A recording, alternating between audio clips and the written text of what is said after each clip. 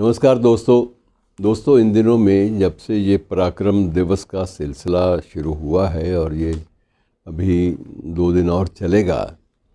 इस पूरे सप्ताह में बहुत सारी चीज़ों को याद किया गया। स्वाधीनता संग्राम से जुड़ी हुई चीज़ों को भी, लोकतंत्र और गणतंत्र से जुड़ी हुई चीज़ों को भी, और बहुत सारे जो राष्ट्र नायक थे उनको भी याद किया गया शिद्दत के साथ। और इसी सिलसिले में मित्रों, जब बात करते हैं फिल्मों की भूमिका की, भारतीय फिल्म साहित्य में स्वाधीनता संग्राम की, तो उस वक्त कुल मिला के आंकड़ा बहुत बड़ा हो जाता है कि 185 के आसपास फिल्में ऐसी बनी जिनमें मुख्य रूप से स्वाधीनता संग्राम का जिक्र था या स्वाधीनता संग्राम की ज्वाला से वो फिल्में आलोकित थीं। इनमें बहुत सारी फिल्में, सबसे ज़्यादा फिल्में जो हैं वो बनी अपने भगत सिंह पर, अलग अलग रूपों में, अलग अलग जाविये के साथ, अलग अलग कोण के साथ, और सब ने अपने दृष्टिकोण से, अपने अपने ढंग से, अलग अलग नायकों के माध्यम से भगत सिंह और उनके क्रांतिकारी दोस्तों का चरित्र उभारा। और उस उभारने में मित्रों कलात्मकता तो थी ही, कलात्मकता के साथ साथ प्रभावोत्पादकता, बहुत ज़्यादा प्रभाव पैदा करने वाली चीज़ें जो अंतस को छू लेती थी, ऐसी चीज़ें भरी गईं। और उसमें मानवीय संवेदनाओं से परहेज़ नहीं किया गया। उन फिल्मों में कोरी नारेबाजी कहीं भी नहीं थी। अगर इनकलाब था तो इनकलाब जिंदाबाद का नारा जब भी किसी भी एपिसोड में, किसी प्रकरण में, किसी भी प्रसंग में गूंजता था, तो उसके साथ साथ अनायास ही श्रोता या दर्शक वो अपने ढंग से उसमें शरीक होता था, दिल ही दिल में, चाहे वो ऊंचे स्वर से हाथ उठाकर मुट्ठी बांधकर इनकलाब जिंदाबाद का नारा लगाए या ना लगाए, लेकिन उसके भीतर का रोम रोम उस वक्त इनकलाब को याद करता था। ऐसी फिल्में मित्रों बहुत सारी बनी, लेकिन उसमें बहुत सारे अलग अलग दृष्टिकोण भी प्रस्तुत किए गए। जैसे एक फ़िल्म में, मुझे नाम थोड़ा सा मैं भूल रहा हूँ, उस फिल्म में काले पानी की सज़ा पाने वाले शहीदों के बारे में वर्णन था, लेकिन उसमें बातों ही बातों में फिल्मकार ने, निर्देशक ने ये संकेत भी दे दिया कि जिन पर कोड़े बरस रहे थे वो स्वाधीनता सेनानी थे, भारतीय स्वाधीनता सेनानी, और कोड़े बरसाने वाले भी भारतीय ही थे। किसी अंग्रेज़ ने कोड़ा बरसाया हो,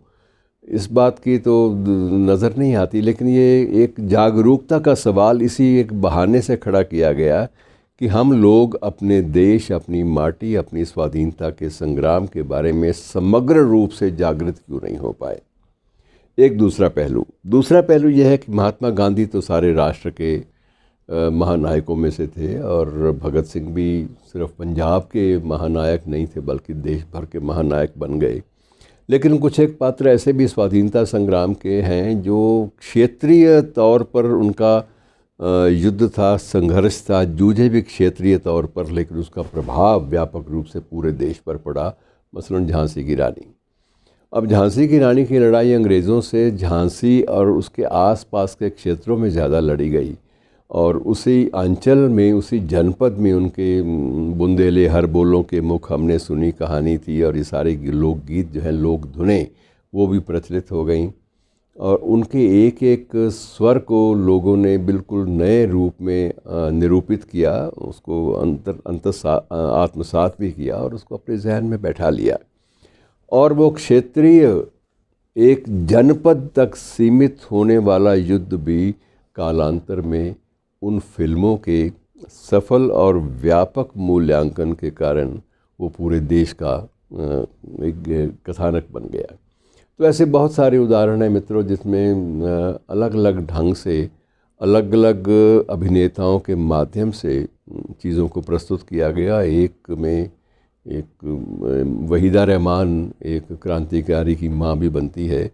वो भी बड़ा एक आकर्षक दृश्य था, और उसमें प्रभावी दृश्य वो पूरी तरह से प्रभावित करता था जहन को, जहन में कहीं ना कहीं वो प्रवेश कर जाता था कि ये जज्बा जो है कैसे इस विधा के माध्यम से भी जहन में उकेरा जा सकता है, जिसमें पढ़ना कुछ ना पड़े, लेकिन जो सुना जाए, जो देखा जाए, उसका प्रभाव इतना गहरा पड़े कि आदमी घंटों उसमें डूबा रहे और ऐसी फिल्में मित्रों सुभाष चंद्र बोस पर, नेताजी पर भी बनी, सबसे ज़्यादा भगत सिंह पर बनी। गांधी पर एटनबरो ने जो प्रस्तुति दी वो अब तक लोगों के जहन से गांधी का चरित्र कहीं फेड नहीं होने देती, फीका नहीं पड़ने देती, बड़ा गहरा उसका प्रभाव पड़ता है।